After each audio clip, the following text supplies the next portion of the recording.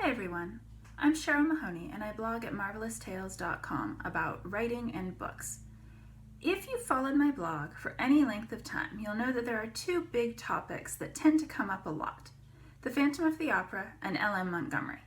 I've already done a couple of videos related to the Phantom, so I thought it was time to do a Montgomery related video today. So L.M. Montgomery is my favorite author. She's the author of Anne of Green Gables, and people who don't recognize Montgomery's name usually recognize Anne's name. And Anne of Green Gables is a great book. I enjoy it a lot. Montgomery also wrote 19 other novels, so 20 total, more than 400 short stories, although you can't get all of them, unfortunately, a very long journal, a lot of letters, some poetry, some essays, lots and lots of writing, and I've read pretty much all of it. Not all of the short stories, unfortunately, but everything else. I love the way she tells stories. I love the way she describes nature. I love the characters she creates. She was born on Prince Edward Island in 1875, and although she moved away as an adult, at heart she never really left the island. It's just the island with a capital I, of course. And most of her books are set there. I think only one novel is not, and a lot of the short stories are as well. And that's a big part of the world Montgomery creates. And I love visiting it in her stories. I love knowing her, kind of, through her journals. I also get a very strong sense of the author in her books.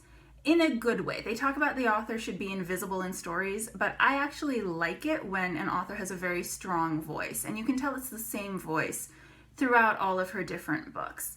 Sometimes there's even moments where I'm like, oh, that's not even the character talking, that's Montgomery talking about how beautiful Prince Edward Island is in June. That's Montgomery's opinion. So, as I said, she's my favorite author. I've been reading her since I was a child. And today I thought I would sort of give you a tour of my bookshelves. I have two bookshelves of L.M. Montgomery books. I'm going to turn the camera around and show you my collection. So here is my L.M. Montgomery shelf. That's my top shelf. And then second shelf as well. I'll just zoom in a bit and show you what I have. So it's mainly the novels along here. They may look like they're in really random order, but that's actually because I have them arranged in the publishing order, at least as far as L.M. Montgomery's life goes. There's some others that came out posthumously. So it starts out over here with the years before Anne. Those are some shorter writings that Montgomery did before Anne of Green Gables. A few short stories, essays, poetry, that kind of thing. Someone collected those together. And then we have Anne of Green Gables. It was her first novel. I do not have a first edition. I have one that is a few years later than that, but it's in the style of the first edition. So that was very exciting when I found that in a used bookstore. So I have that there. It's probably not how anyone pictures Anne today, but that was the original cover. I actually started, though, with the paperback version. I got this as a set of 8 from my grandmother when I was probably about 10 or 12. And she gave me the entire Anne of Green Gables series, and I have all of those still on my shelf. And Anne is a great book. It's a great place to start if you have not read Montgomery. Obviously, it's her most popular, or at least her most famous. So we move along. We've got some other novels that she wrote here, and then also Chronicles of Avonlea is a collection of short stories. She actually took some that she had already published and edited a little bit to either put Anne in or put references to Anne. They're not a lot of Anne. Avonlea is where Anne lives, just to clarify that. So she added some references to sort of tie it together. But mostly they're independent short stories. And then I also have The Watchman and Other Poems. She published a book of poetry during her lifetime. I like her poems, I like her prose fiction best, but I do enjoy her poetry as well. And then right next to it is The Alpine Path. It's actually an autobiography that Montgomery wrote herself. As you can see, there's a lot of books after the autobiography, so it's really more about her early life than her entire life. So we move along, and there's another collection of short stories, Further Chronicles of Avonlea. There is a crazy story about that one because it was actually published against Montgomery's wishes. She had moved on to a new publisher, but her previous publisher still had some of her short stories and decided to put it out and call it Further Chronicles of Avonlea because Anne was a big draw. And Montgomery actually sued them to get the book blocked. She ended up in court for years and years. There was a lot of really underhanded, dishonest practices they were doing. She eventually got the book blocked. They couldn't keep publishing it. Apparently that was for a limited period of time because obviously I have a copy that was published later. I feel a little bad about that, but I'm not gonna not keep it. So yeah, there it is. It's a great story. Very cool, actually. She really fought with the big publishing and won. So it's a cool story. It's all in her journal, which I'll get to. So we move along, and this was a good stretch right here. She did the Emily trilogy and also the Blue Castle, which are some of my favorites. I really appreciate the depth of the characters. She dealt with some complex issues. I think she was continuing to grow and mature as a writer, and I really enjoyed that period of her writing. So we go on, and you can see there's some more novels, including near the end, books 4 and 6 of the Anne of Green Gables series.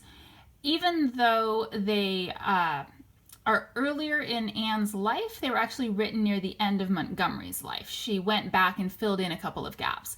So that's why they're considered 4 and 6 rather than, I guess, 7 and 8, because chronologically in Anne's life, that's where they fit in. But I have them in order chronologically for Montgomery's life. And then just beyond that, I don't know if you can even see that title the way it's reflecting. The big hardback there is The Blythes Are Quoted. That's a rather odd book. If you do know Anne, you know that she ends up marrying Gilbert Blythe, or possibly Blythe. I honestly don't know how it's pronounced. Anyway, so that was a book that Montgomery intended to have published very near the end of her life. She took a series of short stories and kind of wrote some interconnecting pieces with Anne's family. It's not like full stories, those sections. It's almost just dialogue between them. So it's different. It didn't end up being published when she intended. She died before it came out. And it wasn't published until many years later, I think within the last 10 or 15 years. But it is kind of the last one in her lifetime. I also have to wonder what would have come next because it's quite different in structure than anything she had done before. She died in her mid-60s. It was 1942. So she could have written more books, but who knows? Lost to history. So moving on then, there are 2 short story collections that were published some years ago. And The Road to Yesterday, which is actually probably the best, has pretty much all the short stories that are in The Blythes Are Quoted. It was, someone took those out, took out the connecting pieces and published it as a short story collection. A little bit of differences in some of the stories, but it's basically the same stories. So it's funny how these things end up coming to print. Then as we go on, I've got a whole set of short story collections there, mostly starting with A. You can see there's a gap because one of them is actually upstairs on my nightstand. I'm reading it right now.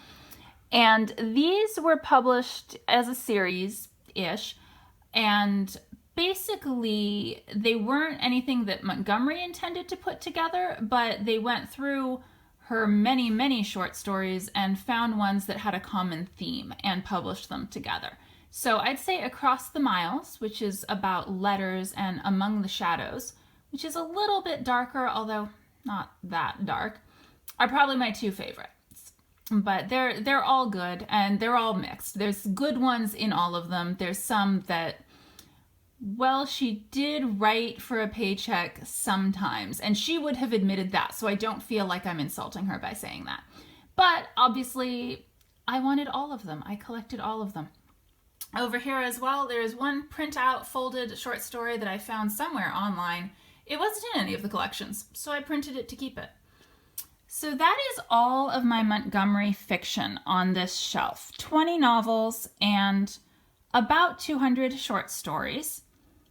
There are apparently hundreds of more short stories, or so I have heard. I have not been able to get them yet. They're not published in any form that's accessible. So maybe someday, because 200 is not enough. So along with all of that writing, I also have Montgomery's nonfiction writing down here. All of these big, thick volumes are Montgomery's journals. They were publishing them selected journals for a while, and then they came back and did the complete journals. So these two actually overlap with the next one. It's complicated. It doesn't matter. However you slice it, it is a lot of writing. She kept her journal throughout her lifetime. She started when she was 14, and she really kept it up to within the last couple of years of her life. And she wrote in a lot of depth about what she was experiencing, what she was feeling. It was a private journal to begin with. I mean, obviously she was 14.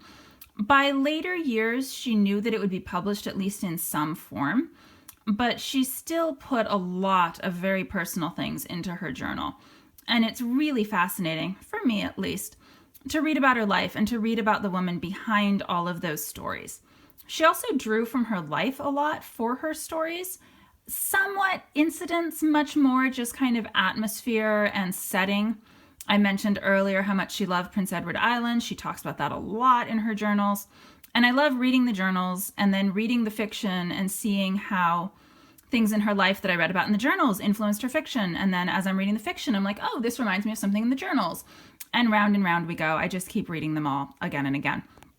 So then also next to the journals are 3 sets of letters. She had 2 pen pals that she kept for, I think, more than 30 years. And they've collected her letters to them. So that's almost a journal in a way as well. And some are a little bit of a different side of her as she's writing to someone else. So that's pretty cool as well. And then I have another collection of poetry that was published posthumously. So it's a lot of writing because I pretty much get whatever I can find that Montgomery wrote. I've run out of things to buy, in fact, that Montgomery wrote. However, there are also things written about Montgomery. So this is my collection of essays, writings, other people writing and analyzing things related to L.M. Montgomery.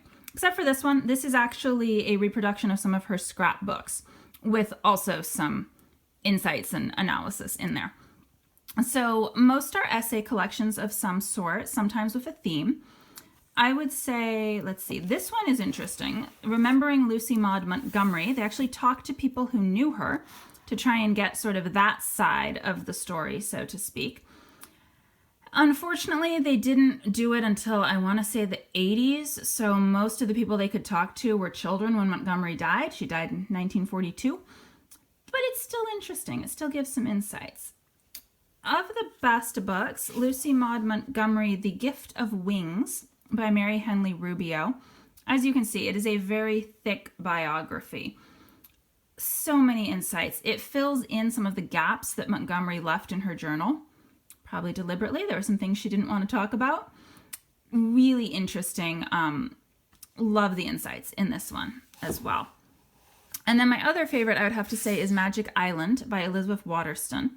Waterston explores what was going on in Montgomery's life while she was writing each of her books. And that's, like I said, pretty much what I do when I read or when I read her journals.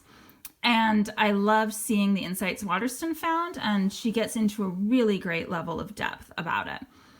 And then also I have the DVD collection of Emily of New Moon.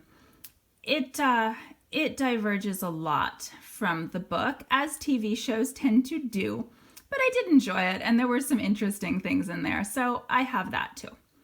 So that is my currently complete Montgomery collection. There are more books of essays I would like to buy. Maybe I will someday.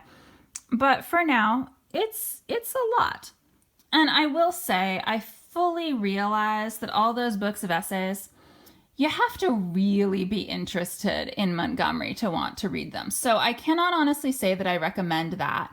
Possibly even the journals, you have to really be interested in Montgomery to want to read them. The fiction, however, I will definitely recommend. Like I said, start with Anne of Green Gables. It's her most famous. Or start with Emily of New Moon. It happens to be one of my favorites. The Blue Castle happens to be my absolute favorite. But the thing is, you can't really go wrong with Montgomery's fiction, so I'd have to say I pretty much recommend all of it.